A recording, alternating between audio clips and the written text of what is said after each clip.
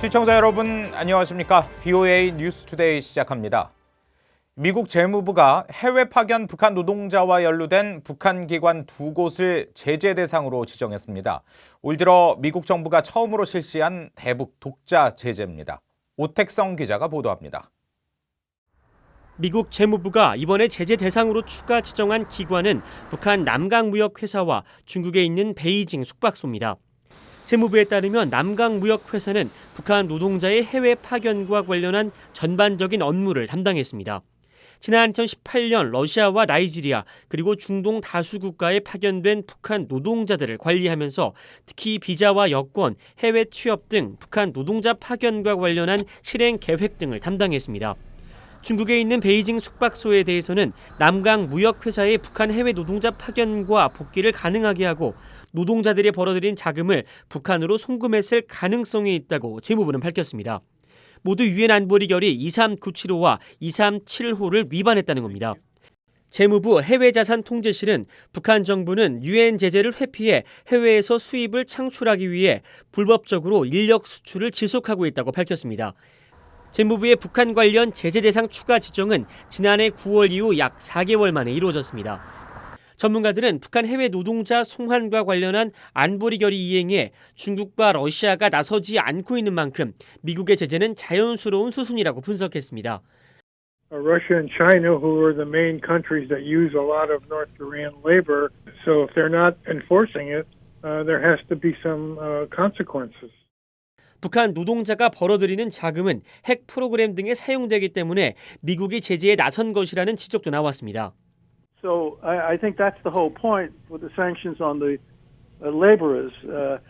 Part of their wages would be going to the government of the DPRK, and a good percentage of what goes to the government will go to their nuclear and missile program. 티트라니 전 차석 대표는 그러면서 이번 재무부의 조치는 최근 폼페이오 국무장관이 북한의 협상 복귀를 강조한 것과 같은 맥락이라면서 북한에 대한 협상장 복귀 촉구 신호로도 해석했습니다. VOA 뉴스 오택성입니다. 마이크 폼페이오 국무장관과 강경화 한국 외교장관이 14일 회담을 갖고 지속적이고 긴밀한 대북 공조를 재확인했습니다. 두 장관은 이날 캘리포니아 실리콘밸리에서 만나 미한 동맹의 지속된 경고성을 높이 평가하고 미국의 인도태평양 전략과 한국의 신남방 정책에 대한 협력을 위한 약속을 거듭 확인했다고 미 국무부가 밝혔습니다.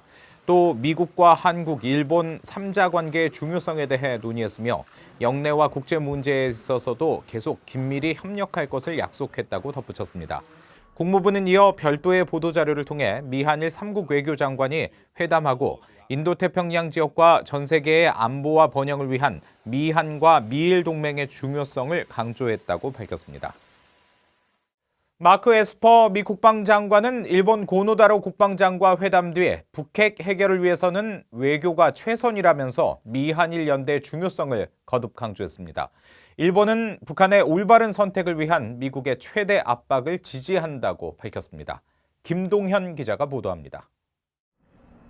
미일 상호 방위 조약 60주년을 맞아 양국 국방장관이 회담을 마친 뒤 공동 기자회견을 열었습니다.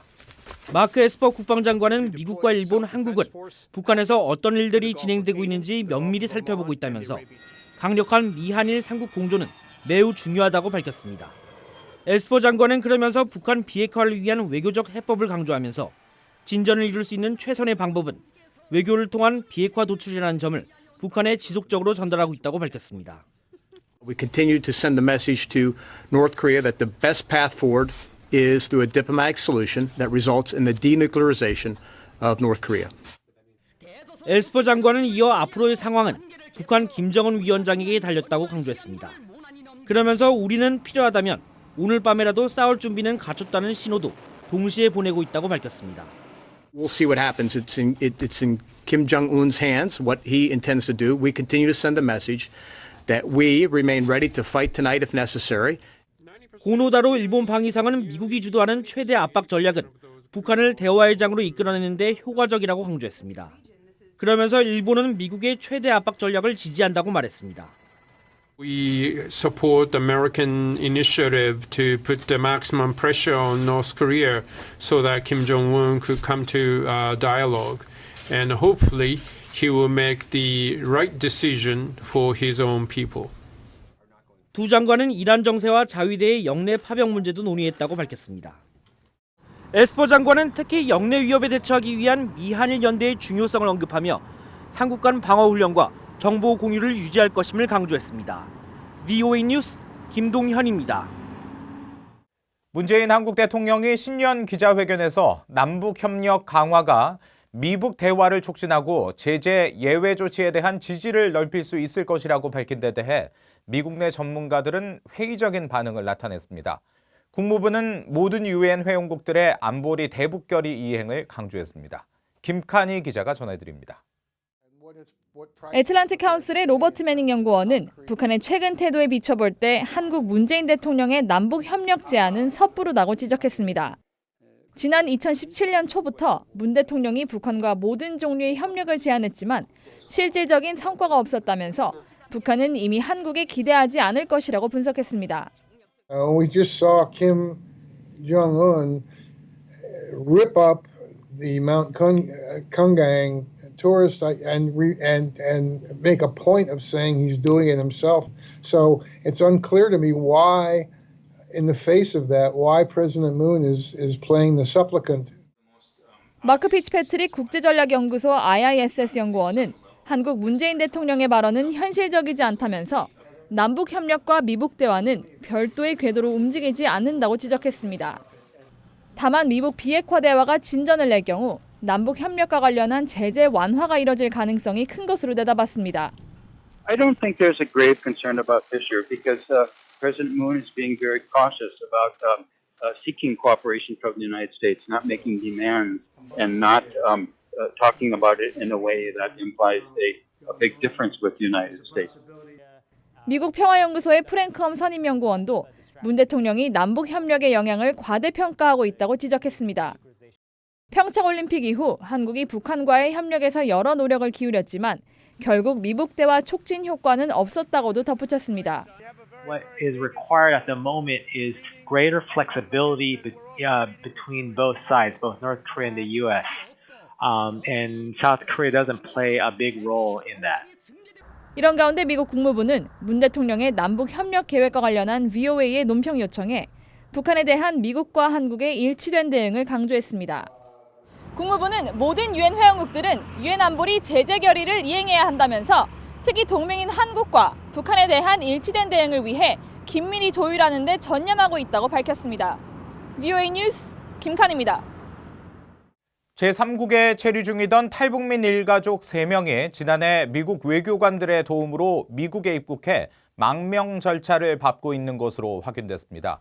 복수의 소식통은 최근 VOA에 탈북민 부부와 자녀 등 3명이 지난해 중순 북한을 탈출해 중국을 거쳐 제3국에 도착한 뒤 현지 미국 대사관에 진입했고 지난 여름 미국에 입국해 망명 절차를 밟고 있다고 밝혔습니다.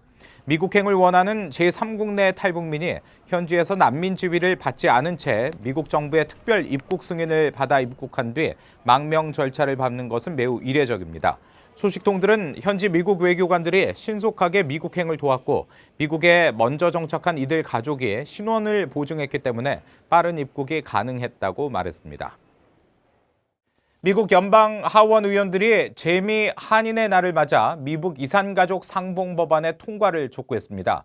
미국 하원의 민주당 지미 고메즈 의원과 공화당 롭 우달 의원은 13일 한인의 날 기념 공동기고문을 통해 모든 민주주의는 당파적 파업의 위험에 처한다며 연방의회도 이로 인해 의미 있는 법안들의 입법이 막히고 있다고 지적했습니다.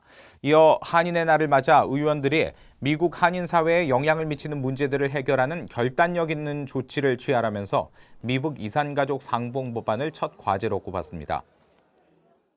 북한 인구의 39%가량이 충분한 식수원에 접근하지 못하고 있고 36% 정도는 오염된 식수를 사용하고 있는 것으로 나타났습니다. 국제 인도주의 단체인 컨선 월드와이드의 이준모 한국 대표는 14일 서울에서 열린 북한의 식수 위생 현황 세미나에서 2019년 북한에서 식수 위생 지원이 필요한 인구는 약 990만 명으로 파악됐다며 이같이 밝혔습니다.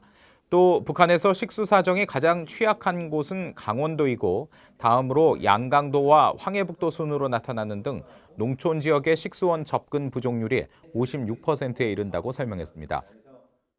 이상으로 VOA 뉴스투데이 마칩니다. 함께해 주신 여러분 고맙습니다.